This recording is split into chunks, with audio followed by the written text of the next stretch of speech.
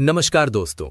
आज की ये खबर अगर आप संविदा कर्मी, आउटसोर्स कर्मचारी, अनुबंध कर्मचारी, आशा वर्कर या आंगनवाड़ी कार्यकर्ता हैं तो आपके लिए किसी बड़ी उम्मीद से कम नहीं है, क्योंकि देश की राजधानी दिल्ली से एक ऐसा अपडेट सामने आ रहा है जिसने लाखों कर्मचारियों के बीच हलचल मचा दी है। खबर यह है कि प्रधानमंत्री नरेंद्र मोदी की अध्यक्षता में होने वाली कैबिनेट मीटिंग में संविदा, आउटसोर्स, अनुबंध, आशा और आंगनवाड़ी वर्कर्स को लेकर एक बड़ा फैसला लिया जा सकता है। दोस्तों, पिछले कई महीनों से लगातार ये मांग उठ रही है कि इन कर्मचारियों को स्थायी नौकरी का दर्जा मिले, मानदेय बढ़ाया जाए, सामाजिक सुरक्षा दी जाए और सम्मानजनक वेतन के साथ सरकारी सुविधाएं भी दी जाएं। और अब खबर यह है कि सरकार इस दिशा में बड़ा कदम उठा सकती है। इसलिए दोस्तों, इस वीडियो को अंत तक जरूर देखिए, क्योंकि आज हम आपको बताएंगे कि ये बड़ी खबर क्या है, सरकार के स्तर पर क्या चर्चा चल रही है, किस तरह का फैसला आ सकता है और अगर ये फैसला लागू होता है तो लाखों कर्मचारियों की जिंदगी में क्या बदलाव आएगा। दोस्तों, सबसे पहले हम आपको ये समझाते हैं कि देश में संविदा और आउटसोर्स कर्मचारियों की संख्या कितनी बड़ी है। भारत के लगभग हर राज्य में स्वास्थ्य विभाग, शिक्षा विभाग, नगर निगम, बिजली विभाग, जल विभाग, पंचायत विभाग और कई सरकारी संस्थानों में लाखों कर्मचारी आउटसोर्स और अनुबंध पर काम कर रहे हैं। ये कर्मचारी दिन रात मेहनत करते हैं, सरकारी कामकाज का बड़ा हिस्सा संभालते हैं, लेकिन इसके बावजूद इन्हें ना तो स्थायी नौकरी का लाभ मिलता है, न पेंशन की सुविधा, न मेडिकल सुविधा और न ही भविष्य निधि जैसी मजबूत सुरक्षा। दोस्तों, इन कर्मचारियों की सबसे बड़ी समस्या यही है कि ये सालों तक काम करने के बाद भी कॉन्ट्रैक्ट पर ही बने रहते हैं और उनका भविष्य हर साल एक कागज के सहारे टिका रहता है। यही कारण है कि संविदा और आउटसोर्स कर्मचारी लगातार सरकार से मांग कर रहे हैं कि उन्हें स्थायी किया जाए और उन्हें नियमित कर्मचारियों की तरह अधिकार दिए जाएं। अब दोस्तों, बात करते हैं आशा और आंगनवाड़ी कार्यकर्ताओं की, जिनका देश के स्वास्थ्य और बाल विकास में बहुत बड़ा योगदान है। आशा कार्यकर्ता गांव-गांव जाकर गर्भवती महिलाओं की देखभाल, बच्चों का टीकाकरण, स्वास्थ्य जागरूकता और सरकारी योजनाओं को लोगों तक पहुंचाने का काम करती हैं। वहीं आंगनवाड़ी कार्यकर्ता बच्चों को पोषण, शिक्षा, देखभाल और महिलाओं को स्वास्थ्य संबंधी सहायता देती हैं।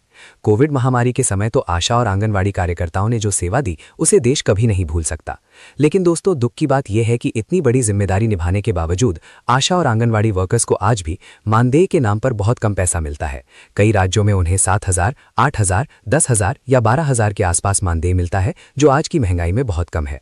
और यही कारण है कि आशा और आंगनवाड़ी कार्यकर्ताओं का गुस्सा लगातार बढ़ रहा है और देश भर में कई बार बड़े आंदोलन भी हो चुके हैं। दोस्तों, अब सवाल यह है कि आखिर प्रधानमंत्री मोदी की कैबिनेट मीटिंग में कौन सा बड़ा फैसला लिया जा सकता है। तो दोस्तों, जो संकेत और चर्चाएं सामने आ रही हैं उसके अनुसार सरकार संविदा, आउटसोर्स और अनुबंध कर्मचारियों के लिए एक नई राष्ट्रीय नीति पर विचार कर सकती है। इसके तहत सरकार पूरे देश में एक समान नियम लागू कर सकती है ताकि हर राज्य में आउटसोर्स और अनुबंध कर्मचारियों के लिए न्यूनतम वेतन, जॉब सिक्योरिटी, PF, ESI जैसी सुविधा और तय समय पर स्थायीकरण की प्रक्रिया सुनिश्चित हो सके। दोस्तों, ये फैसला अगर सच में लिया जाता है तो ये लाखों कर्मचारियों के लिए ऐतिहासिक होगा, क्योंकि पहली बार केंद्र सरकार इस मुद्दे को राष्ट्रीय स्तर पर गंभीरता से सुलझाने की दिशा में आगे बढ़ेगी। इसके अलावा दोस्तों, आशा और आंगनवाड़ी कार्यकर्ताओं के लिए भी कैबिनेट मीटिंग में मानदेय बढ़ाने पर चर्चा होने की संभावना बताई जा रही है, क्योंकि केंद्र सरकार पर लगातार दबाव है कि आशा और आंगनवाड़ी कार्यकर्ताओं को वर्कर का दर्जा दिया जाए, उन्हें कर्मचारी माना जाए और उनके लिए पेंशन, बीमा, ग्रेच्युटी और स्थायी लाभ लागू किए जाएं। कई संगठन ये मांग कर रहे हैं कि आशा कार्यकर्ताओं का मानदेय कम से कम 18,000 से 21,000 रुपए किया जाए और आंगनवाड़ी कार्यकर्ताओं को भी नियमित वेतन दिया जाए। दोस्तों, अगर सरकार इस दिशा में कोई बड़ा ऐलान करती है तो ये देश की सबसे बड़ी महिला वर्कफोर्स के लिए राहत की खबर होगी। दोस्तों, अब आपको बताते हैं कि सरकार के सामने ये मुद्दा इतना बड़ा क्यों बन गया है। देखिए, भारत में बेरोजगारी और महंगाई दोनों बड़ी समस्या है, लेकिन उससे भी बड़ी समस्या यह है कि लाखों कर्मचारी सरकारी विभागों में काम तो कर रहे हैं, लेकिन उन्हें नियमित कर्मचारी का दर्जा नहीं मिल रहा।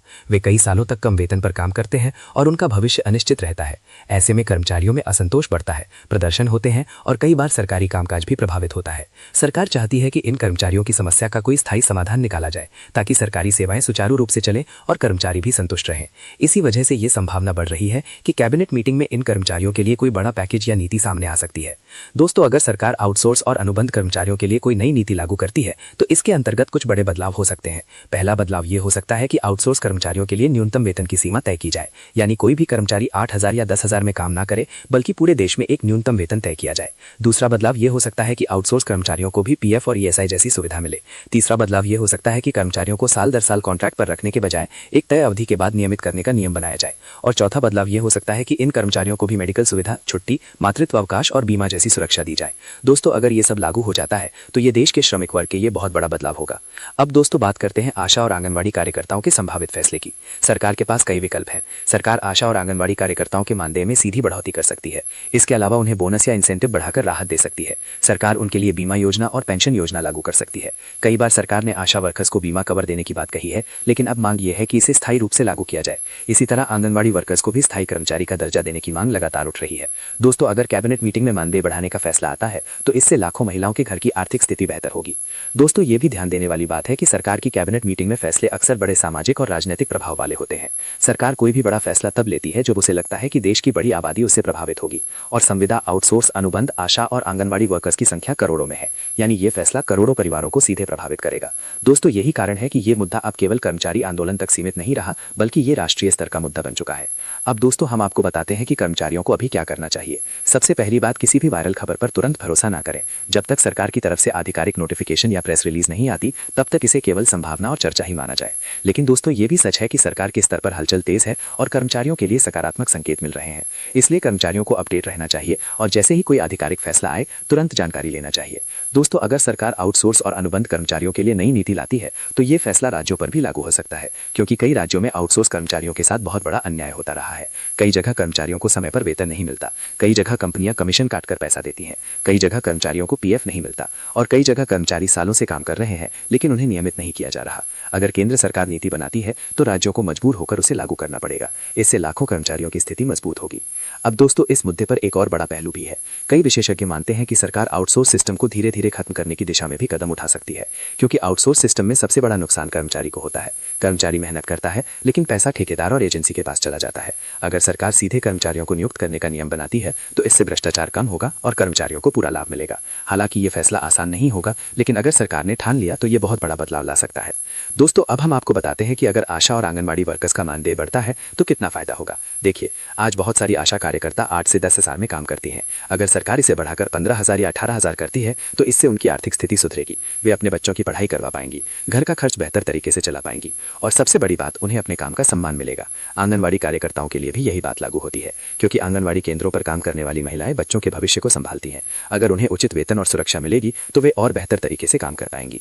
दोस्तों, अब आपको बताते हैं कि सरकार के सामने सबसे बड़ी चुनौती क्या है। सरकार के लिए सबसे बड़ा मुद्दा है बजट और खर्च। अगर सरकार करोड़ों कर्मचारियों का वेतन और मानदेय बढ़ाती है तो इसके लिए हजारों करोड़ रुपए की जरूरत होगी। लेकिन दोस्तों, सरकार ये भी जानती है कि ये खर्च नहीं बल्कि सामाजिक सुरक्षा में निवेश है, क्योंकि जब गरीब और मध्यम वर्ग के कर्मचारी मजबूत होंगे तो देश की अर्थव्यवस्था भी मजबूत होगी। वे बाजार में खर्च करेंगे, जिससे डिमांड बढ़ेगी और विकास तेज होगा। इसलिए सरकार के लिए यह फैसला राजनीतिक और आर्थिक दोनों रूप से महत्वपूर्ण है।